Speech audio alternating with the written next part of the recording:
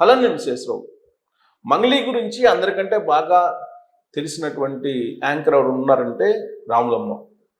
రాములమ్మ చాలా క్లియర్గా మంగ్లీ గురించి మిరపకాయ బైగన్ పచ్చడి చేసేసింది. ఆ పచ్చడి ఎలా చేసింది అని అంటే అందరికీ అర్థమయ్యేటట్టు క్లుప్తంగా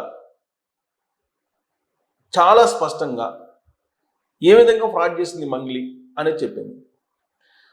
ఫ్రాడ్ చేసినటువంటి మంగ్లీ ఎలా తప్పించుకునే ప్రయత్నం చేసింది, అసలు రమావతి మధు ఎవరు, శివా చౌహాన్ ఎవరు, హేమకాంత్ రెడ్డి ఎవరు, వీళ్ళందరూ ఎవరు, అసలు ఏం జరుగుతుంది నా చుట్టూరు అనేటువంటి డైలాగ్ దగ్గర నుంచి ఈ ఫేసానా లెక్క పెట్టింది డబ్బులు అని చెప్పి ఇప్పుడు మీమ్స్ కూడా వచ్చేస్తున్నాయి దాంట్లో.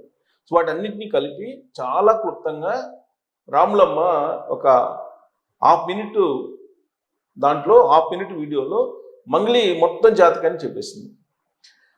చాలా నచ్చింది. దాంట్లో మిరపకాయ బైగన్ పచ్చడి చేసినటువంటి వ్యవహారం అది చాలా బాగా నచ్చింది. చూద్దాం, ఇప్పుడు వైరల్ కూడా అవుతుంది, చూడండి.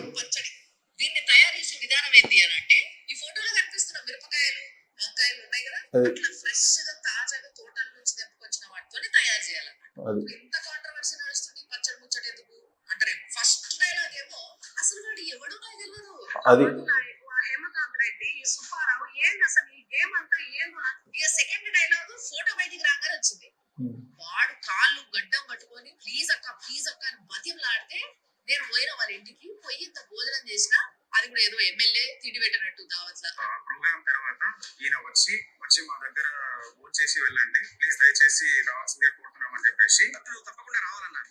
నీ కాల్ముక్త అన్నప్పుడు వెళ్ళలేదా? ఇప్పుడు ఫోటో బయటకు వచ్చింది ఆ తోటలది.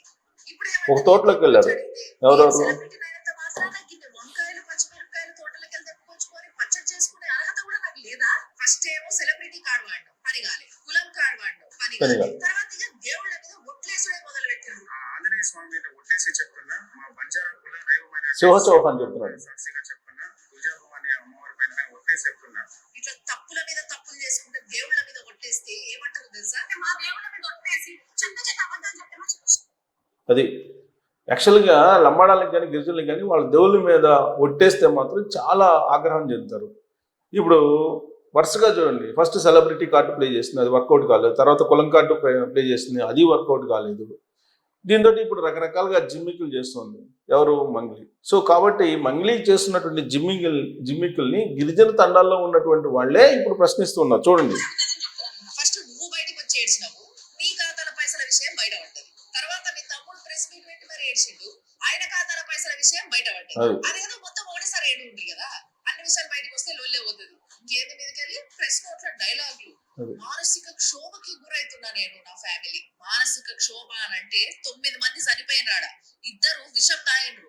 పోయి ఒక 2 నిమిషాలు వాళ్ళ ఇంట్లో కూసో, మానసిక క్షోభ అంటే ఏంటో అర్థమవుతుంది నీకు. ఇట్లా ఏడనో దాచుకొని ప్రెస్ నోట్ల మీద ప్రెస్ నోట్లు వదిలితే కాదు. ఇది రాములమ్మ ఇచ్చినటువంటి బ్రీఫ్. ఈ విధంగా మంగ్లీ జిమ్మికులు చేస్తుంది, ప్రెస్ నోట్ల మీద ప్రెస్ నోట్ రిలీజ్ చేస్తూ కన్ఫ్యూజ్ చేసే ప్రయత్నం చేస్తుంది. అసలు టాపిక్ని డైవర్ట్ చేసే ప్రయత్నం మంగ్లీ ఎలా చేస్తుంది అనేది రాములమ్మ అనిపించింది.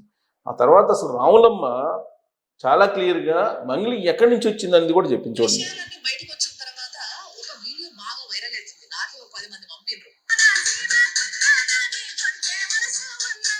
ఆ ప్రోగ్రామ్ పేరు దసరా ధూమ్ధామ్. దసరా పండుగ అప్పుడు ధూమ్ధామ్ అని ఒక స్పెషల్ ప్రోగ్రామ్ చేసింది V6 అనే ఛానల్. ఆ ప్రోగ్రామ్ కి పార్టిసిపెంట్ గా ఒక 5 మంది వచ్చిండ్రు సింగర్స్. దాంట్లో ఈ మంగ్లీ కూడా ఒక ఆమె. ఈమె ఏజ్ లో ఎక్స్పీరియన్స్ లో ఆ మిగతా సింగర్స్ కన్నా కొంచెం చిన్నదయ్యేసరికి వాళ్ళందరూ కొంచెం ఆబ్వియస్లీ ఎప్పటి నుంచో వాడుతున్నారు కాబట్టి ఫీల్డ్ లో కొంచెం డామినేట్ చేసినట్టుగా చూడడానికి అట్లే కనిపిస్తుంది. సో అక్కడ అవకాశం వచ్చింది మంగ్లీకి. ఇంకా అక్కడి నుంచి V6 లో ఒక అవకాశం వస్తే ధూమ్ధామ్ అన్న ప్రోగ్రామ్ లో ఆ అవకాశాన్ని అందిపుచ్చుకొని ఇవాళ 200 కోట్ల రూపాయల ఫ్రాడ్కి ఇండైరెక్ట్ గా పాల్పడటానికి ఆవిడ కారణమైంది. అయ్యేసరికి వాళ్ళందరిని ఆపి ఆమెతో స్పెషల్ గా ఒక పాట పాడించి ఆమె పాడుతుంటే నేను ఆడిన. దాని తర్వాత ఆమెలో ఉన్న అమాయకత్వాన్ని చూసి మాటగారి మంగ్లీ అని చెప్పి ఒక మంచి క్యారెక్టర్ పేరు పెట్టి V6 మేనేజ్మెంట్ ఆమెని లాంచ్ చేసింది స్క్రీన్ పైన. ఇప్పుడు ఈ 14 ఏళ్ల తర్వాత మాటగారి మంగ్లీ పోయి మోసగారి మంగ్లీ లాగా తయారైన వారి జనాలు అది రాములమ్మ డిసైడ్ చేసింది. నీకు సంగీతం నేర్పిన గురువులను బెదిరిస్తున్నావట, సీనియర్ మోస్ట్ జర్నలిస్ట్ల దగ్గర కూడా నీ పొగరు చూపిస్తున్నావని వాళ్ళే చెప్తున్నారు. Don't call me Mangli, call me madam అనే స్థాయికి ఎదిగిపోయినావు కదా, ఆఖరికి ఏమైపోదాం అనుకుంటున్నావు. ఇది రాములమ్మ చెప్పింది. ఎందుకంటే రాములమ్మ ఈ ధూమ్ధామ్ ప్రోగ్రాంలో మంగ్లీ పాడినటువంటి పాటకి డ్యాన్స్ 14 సంవత్సరాల క్రితం వేసిందట.